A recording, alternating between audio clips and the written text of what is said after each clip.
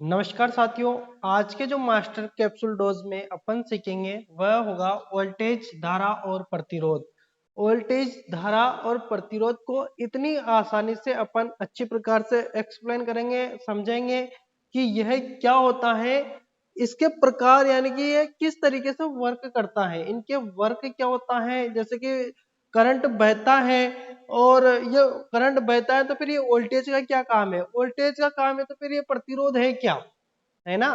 तो सारा अपन अच्छी प्रकार से एक उदाहरण बताता हूं मैं आपको, उस उदाहरण से आपको सारा समझ में आ जाएगा। देखिए, आप कहीं पर आपने घर पे मोटर तो देखी होगी अपनी, पानी वाला पंप, है ना। मान लीजिए ये अपना मोटर है ना, और यहां से एक पाइप निकल रहा है ऊपर की ओर, ठीक है। अब ये तो बताने की कोई जरूरत नहीं है कि इस पाइप के अंदर क्या बहता है, इतना तो पता है ना कि पाइप के अंदर क्या बहता है। तो पाइप के अंदर बहता है पानी, ठीक है। ये पानी बह रहा है ना, ये क्या बह रहा है, पानी बह रहा है, ठीक है। अब देखिए कि यहां से जो पानी आया, इस पानी को ऊपर कौन धकेलता है, ये मोटर धकेलती है। तो इस मोटर को मैं कह सकता हूं कि ये मोटर क्या है, ये मोटर को मैं कह सकता हूं वोल्टेज। समझना मेरी बात को पूरा। और ये पानी को क्या कह सकते हैं अपन, धारा। यानी कि किसी भी चीज का प्रवाह हो, धारा बह रही है, कहते हैं ना अपन धारा बह रही है, बहुत तेज धारा से पानी बह रहा है, तो वही है ये, है ना। बहुत तेज धारा से पानी बह रहा है, बहुत तेज धार है, तो उसी तरीके से ये धारा को ही क्या कहेंगे अपन, धारा। और इसी को ही क्या कहते हैं, करंट कहते हैं इंग्लिश में। इंग्लिश में क्या कहते हैं, करंट। करंट हिंदी शब्द नहीं है, करंट इंग्लिश शब्द है, जिसको धारा को इंग्लिश में क्या कहेंगे, करंट कहेंगे। वोल्टेज इंग्लिश में वोल्टेज ही होता है, लेकिन हिंदी में इसको पोटेंशियल कहते हैं, विभव कहते हैं। इसको और शब्द क्या कह सकते हैं अपन, विभव कह सकते हैं। और ये प्रतिरोध जो है इसको रेजिस्टेंस कहते हैं, इंग्लिश में क्या कहते हैं, रेजिस्टेंस, ठीक है। इसके बारे में याद रखना आप। अब देखिए यहां पर अपन को यहां पर समझना है कि मोटर, तो मोटर को वोल्टेज किस हिसाब से कहा, पानी को धारा किस हिसाब से कहा, और ये प्रतिरोध कहां से आएगा। तो मान लीजिए अब यहां पर मैं आपको बताता हूं। देखिए धारा जो है ना, तो धारा बहती है, पानी की तरह बहती है। किसके अंदर बहती है, तार के अंदर, वायर, कंडक्टर, चालक।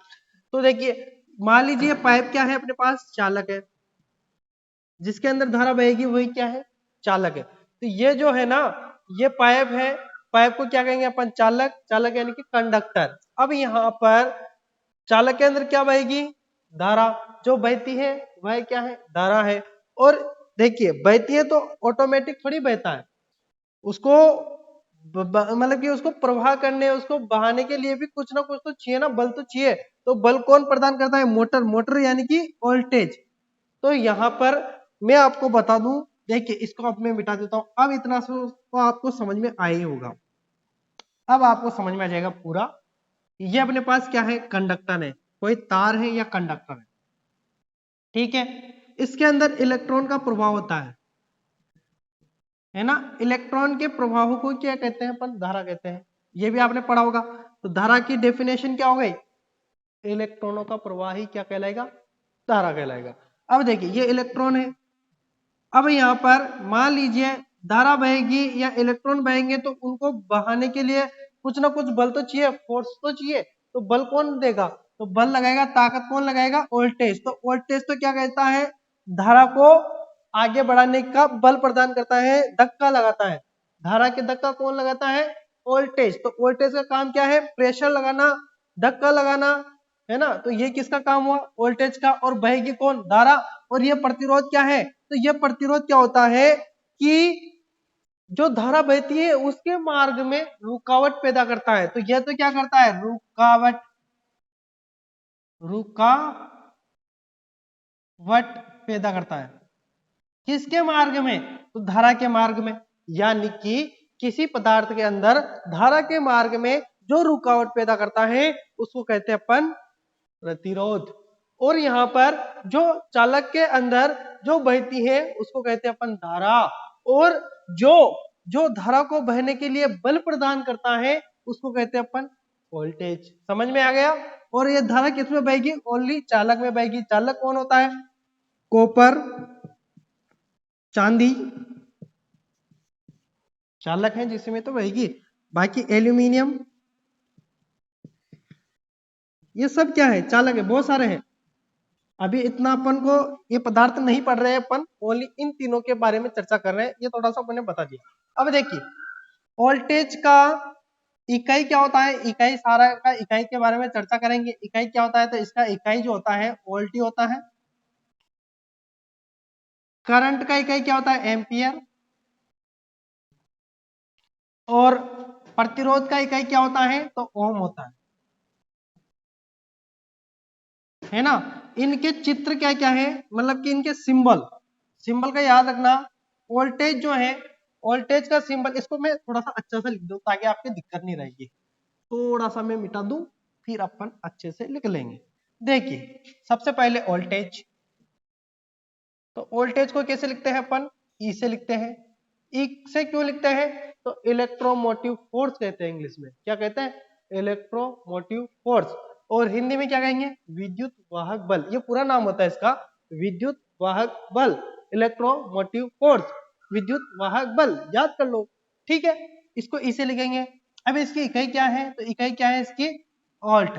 तो वोल्ट को कैसे लिखते हैं, वी। आप किसी भी प्रकार का उपकरण लाते हैं तो उसके पीछे जरूर देखना, वहां पर आपको मिलेगा 220 से 240, ऐसा मिलेगा आपको, देखना आप 220 वोल्ट से 240 वोल्ट, ये मिलेगा आपको, देखना आप, है ना, जरूर देखना, ये मिलेगा। यानी कि ये जो वोल्टेज है, अपने घरों में जो वोल्टेज आता है वह 230 के लगभग आसपास यही आता है। तो इसी हिसाब से जितने भी उपकरण होते हैं अपने, वो सारे के सारे 220 से 240 वोल्ट पर काम करते हैं। ठीक है, उतना बल चाहिए उनको, उनमें धारा बहाने के लिए कितना बल चाहिए, 230 वोल्टेज के लगभग चाहिए।